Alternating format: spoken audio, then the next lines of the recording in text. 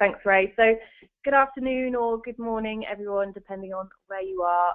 My name is Carley and I'm the Insight Manager at ShortList Media. So the title for my presentation today is Using Research for More Than Insight.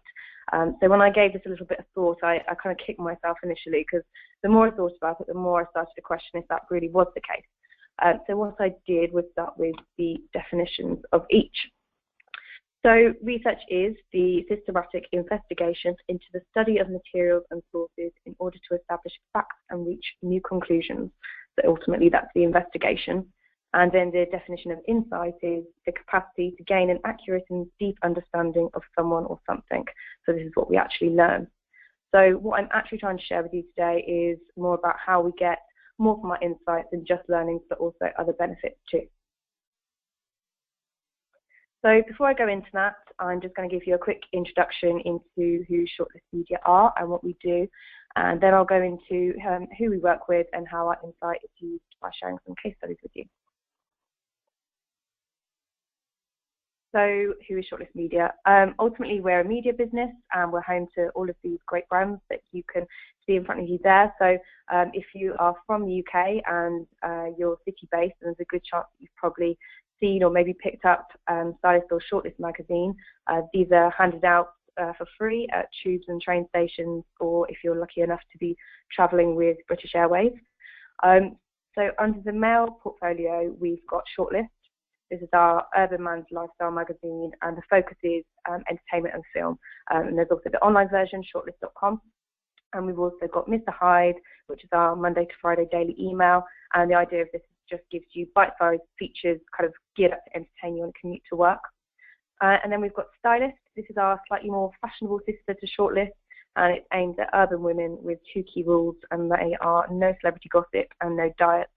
So it's smart and it's witty, really popular, and can be found also at stylist.co.uk, and we've also got a tablet version of that too. We've also got Emerald Street, so this is the female equivalent to Mr. Hyde, and this is now running 7 days a week. Again, it's just kind of quick features, and it's sent out mid-morning for a coffee or tea break. And then we also work with partners for both Stylist and ShortList to make them global brands. So we've got Stylist available in France, and then both titles available in the UAE. So how do we do our research? We've got a number of different tools from Dynamics and Comscore and Mintel, but to speak directly to our readers from an engagement and marketing perspective, we've got our community panel, The Vocalist.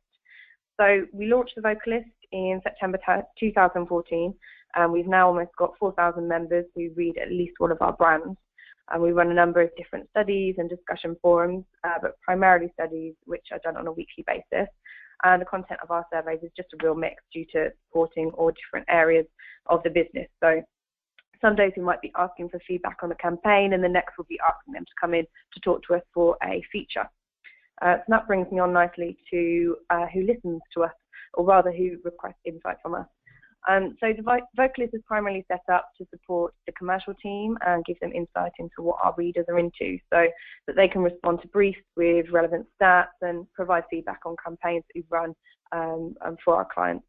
But even within the last 12 months that I've been at ShortList, this has really changed. So although a key part of our time is dedicated to supporting the commercial team, we're now also supporting other areas of the business more regularly.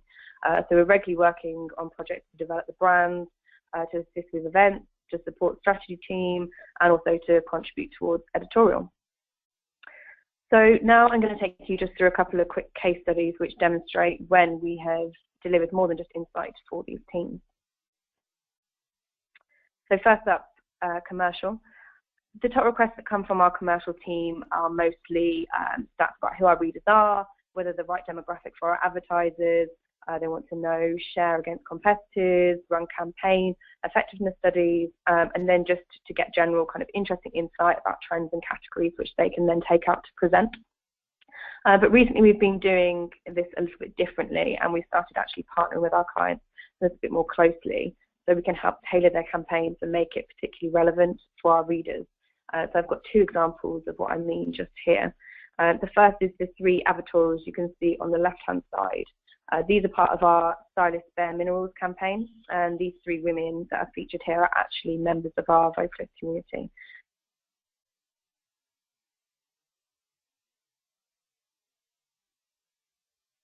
our vocalist members for one of their new foundations. So we ran a survey, and that was sent out to understand general makeup routines and preferences when it came to foundation. And then at this point, we offered the group to take part in a trial. And once those 100 members had been selected, they were given 10 days to try out the foundation. And then a second survey was sent out where they were asked to give their feedback. And what we were able to do is just provide the client with some of the opinions of this foundation from our readers, but primarily we were able to recruit 3 of our readers to actually take part in this advertorial feature and talk to them more about the foundation. So the readers were invited to a full-day photo shoot where they had their hair and makeup done, and they were actually interviewed for the feature. And then we were able to put together these 3 advertorial pieces using real readers who had genuinely tried the foundation and could actually give their opinion about it. This kind of demonstrates how we're helping our clients really tailor their campaigns and make it relevant and honest and really relatable for our readers. And then Lynx, they took a similar approach with their 48 Hours 2 campaign. This campaign involved a collaboration between ShortList and Lynx, where we created 6 gigs over a 12-week period for across different venues around the UK. So before the campaign kicked off, the vocalists were asked about their favourite music genres and bands and what they really enjoyed about seeing live music, and this was then used to create the campaign. So we were then able to actually select our readers to take part in the campaign itself too. So they were selected in the form of a super fan, and they were filmed to do a short clip. In the run-up to the gig, they got to meet the band and have VIP treatment and access to the gig that night. And then this was, again, just a way of making the campaign really relatable to our audience and also giving our readers the chance to be part of a brand which they really love and enjoy. Then my next case study is, again, commercially related, but slightly different to the other 2 I just shared. So in this instance, we were invited by one of our key agencies to present at their Insight Week, which was on the topic of working women. And we didn't actually have any current research that was entirely relevant, so we had to start from scratch here. We invited our vocalist community to take part in a survey that was able to support our presentation with the insight that we'd actually gathered on our readers, and then presented this at the event. And what we also did was invited 4 of our readers to the event to take part in a live panel discussion. So in this instance, we ran the research for the sake of being part of a custom event and building relationships rather than gathering the insight for something internal to the business. We also built relationships with our readers by asking them to actually be part of something and showing just how important they are to us. And it made our presentation more credible too, just because the audience were hearing it straight from our readers' mouth and not just from us. So my next case studies are editorial based. So increasingly our editorial team are looking for content which readers can really relate to, and the source of finding this out is through our reader community. So the vocalist has taken part in a number of surveys where the insight that we've got has actually been used as part of a feature. So 3 examples I've got here is the maternity leave scandal, where we asked the opinion of our readers so that they could be quoted and also have a deeper telephone conversation to form the actual piece. And then ShortList ran a survey to determine the best place to live in Britain if you're a man. So we asked a series of questions on what makes a great place to live, what's most important, what's not important at all, and so forth. And then we could actually build this feature based on what they actually think rather than just assumptions. And then the final example is the stylist sex survey.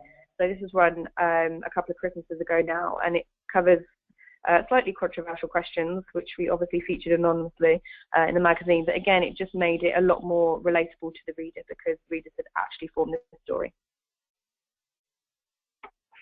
So my next and final example is our trends project. So twice a year we run a trend survey for the upcoming season for both fashion and beauty. So our fashion and beauty editors get to go to every fashion show across the world, all the different fashion weeks, and they get to pull out the biggest trends. So once we've agreed those, they pull them together and we test them on our readers to see what their preferences are. So what do they really love, what do they hate, and will they be buying it next season? So this insight helps us to just generate a report which is then delivered at our Fashion and Beauty Trends event, where our audience is a mixture of advertisers and PR. So not only are we able to deliver them the insight that assists our advertisers with what they will actually advertise in our magazines, it's also just to build trust that the advertising will actually be relevant to our readers, because they're the ones that are saying what what they're going to be looking out for, what they will actually be buying the following season. And this also helps us from a reader perspective too. So they've given us guidance into what they want to see for the future trends. So this helps the content, as it's going to be much more relevant when they actually see the trends in the future. They know that they've actually contributed towards this. So just to summarise, research isn't just about getting your insights. It also has a number of other benefits in terms of building relationships, both with your customer or reader in our case, but also with clients and agencies. So we can be relevant by really putting our insight into the centre of what we're doing, whether it's to support proposals or a new feature in our magazines. It's relevant because it comes from our readers, and through this we can achieve credibility and trust, which then grows into loyalty. So thanks very much, and any questions?